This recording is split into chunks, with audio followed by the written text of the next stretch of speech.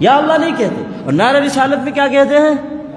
ابے محمد رسول اللہ بولو، یا رسول اللہ کیوں بولتے ہو؟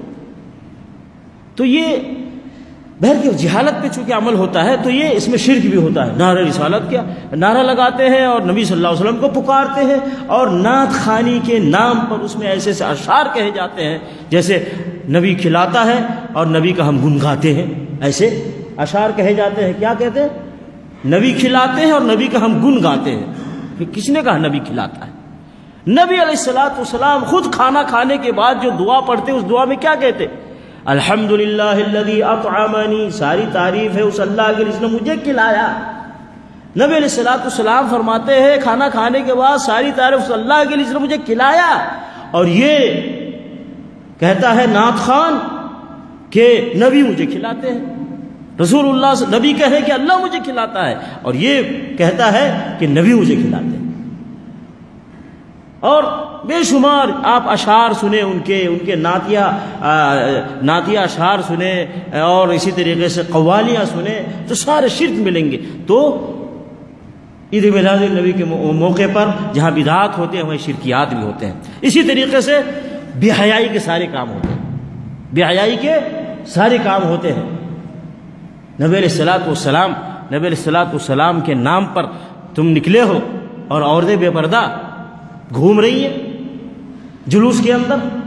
اتنا ہی نہیں، عورتیں ڈانس کر رہی ہیں عید میلاد النبی کے نام پر، ناچ رہے ہیں.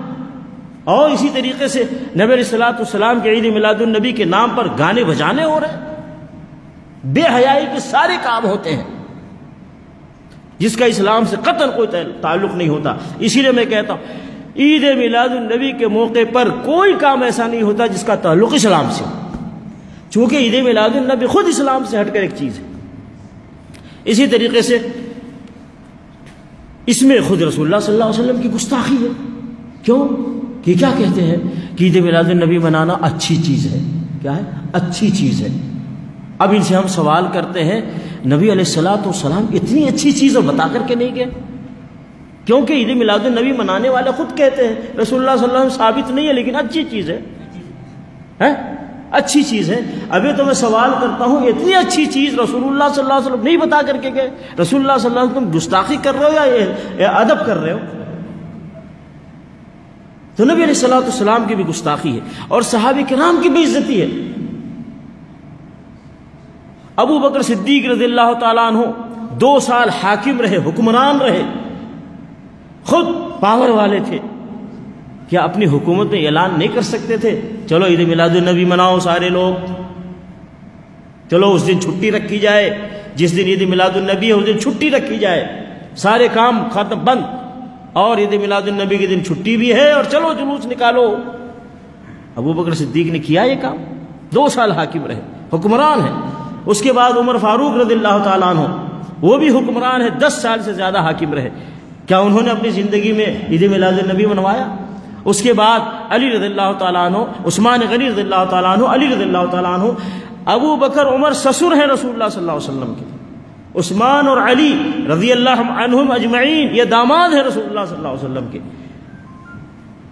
دین کا بھی رشتہ ہے اور گھریلو بھی رشتہ ہے. 2 قسم سے 2 محبت ہے نبی علیہ الصلوۃ والسلام کے ساتھ، 2 ذریعے سے.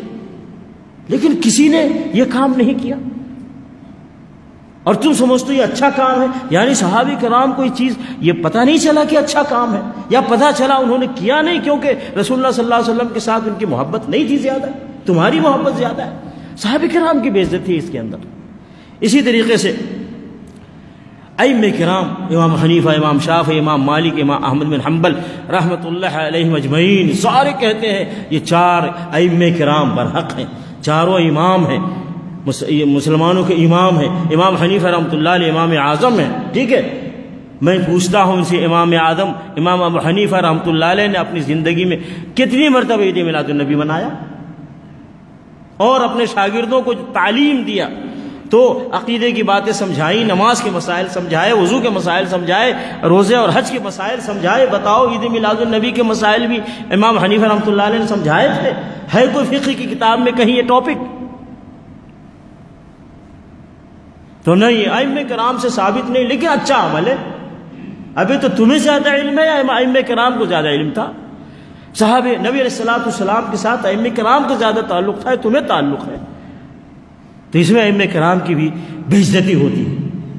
اسی طریقے سے جیسے میں نے کہا کہ اسلام کے خلاف سارے کام ہوتے ہیں، آپ خود دیکھ لیجئے گا، مؤذن اذان دے رہا ہوتا ہے حی علی الصلاح حی علی الفلاح، اور یہ جلوس والے جلوس میں بزی رہتے ہیں، جلوس میں بزی رہتے ہیں، نماز کی پرواہ نہیں، مسجد سے کوئی تعلق نہیں، جلوسوں میں مشغول ہیں صبح سے شام تک، اور پھر اس کے بعد نمازوں کو چھوڑ کر جا کر سو جاتے ہیں۔ بے نمازی کا تو فتویٰ ہے کافر ہے، من ترک الصلاۃ متعمدا فقد کفر، جو نے جان بوجھ کر نماز چھوڑ دے وہ کافر ہے۔ نماز چھوڑ کر تم نبی صلی اللہ علیہ وسلم سے محبت کے اظہار میں عید میلاد النبی منا رہے ہو، یہ کون سی محبت ہے؟ نبی علیہ الصلوۃ والسلام نے اپنی وفات سے پہلے جو آخری بات کہی تھی وہ کیا تھی؟ الصلاۃ الصلاۃ الصلاۃ، نماز کا خیال رکھنا، نماز کا خیال رکھنا، نماز کا خیال رکھنا۔ عید میلاد النبی کے نام پر خوشیاں مناتی ہے اور نماز کو ضائع کرتے ہو، جس کی اہمیت میں نبی صلی اللہ علیہ وسلم نے آخر میں نماز کی اہمیت کی بات کی۔ تو بار بار میں وہی کہتا ہوں کہ عید میلاد النبی میں سارے کام ہوتے ہیں، لیکن اسلام کا کوئی کام نہیں ہوتا، دین کا کوئی کام نہیں ہوتا، اللہ اور اللہ کے رسول صلی اللہ علیہ وسلم کے فرمان کے مطابق کوئی کام نہیں ہوتا، ساری مخالفت ہوتی ہے۔